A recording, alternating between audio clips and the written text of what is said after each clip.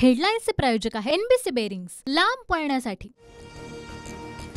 शरद पवार गटाकडून दुसरी यादी जाहीर। बीडमधून बजरंग सोनवणे यांना उमेदवारी। बजरंग सोनवणेंची भाजपच्या पंकजा मुंडे यांची लढत होणार।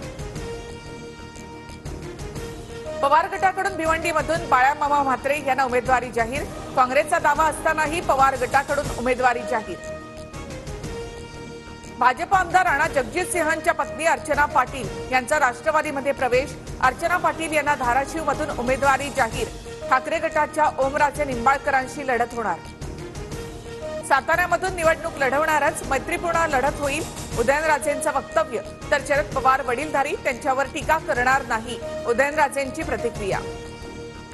अकोल्यामध्ये प्रकाश आंबेडकर, नांदेडमध्ये प्रताप पाटील चिखलीकर आणि अमरावतीमध्ये नवनीत राणा यांचं शक्ती प्रदर्शन। तीनही नेत्यांकडून प्रमुख नेत्यांच्या उपस्थितीमध्ये उमेदवारी अर्ज दाखल।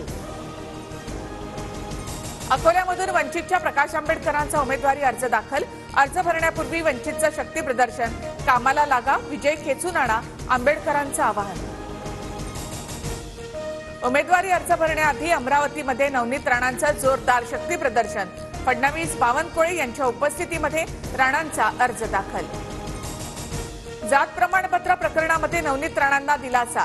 हायकोर्टाचा निर्णय सुप्रीम कोर्टाकडून रद्द। आज दूध का दूध पाणी का पाणी झालं, नवनीत राणांची प्रतिक्रिया। नवनीत राणांवर जे बोट उचलत होते त्यांना कोर्टानं उत्तर दिलं। महाविकास आघाडीचे नेते संपतील पण ते आम्हाला संपवू शकणार नाहीत, फडणवीसांची टीका। आंबेडकरांनी 1 की 2 जागा हव्यात ते सांगावं, दिल्लीलाही विचारायची गरज नाही, मी माझ्या अधिकारातून जागा देईन, अकोल्यामध्ये नाना पटोले यांचं वक्तव्य। वंचितची भूमिका भाजपला अनुकूल। प्रकाश आंबेडकरांची भूमिका लोकशाही, संविधान आणि बाबासाहेब आंबेडकर यांच्या विचाराविरोधात। माजी खासदार भालचंद्र मुणगेकर यांचं वक्तव्य।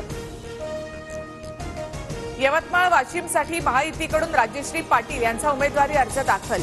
मुख्यमंत्री एकनाथ शिंदे सुद्धा उपस्थित, तर विद्यमान खासदार भावना गवळी मात्र अनुपस्थित। हिंगोलीमध्ये शिंदेच्या शिवसेनेकडून हेमंत पाटलांऐवजी बाबूराव कोळीकर यांना उमेदवारी। हिंगोलीमध्ये बाबूराव कोळीकर यांच्यासाठी मुख्यमंत्र्यांची रॅली। उमेदवारी अर्ज भरला।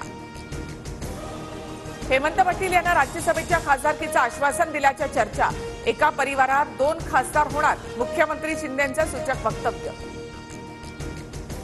हेडलाईन्सचे प्रायोजक आहे एनबीसी बेरिंग्स, लांब पळण्यासाठी।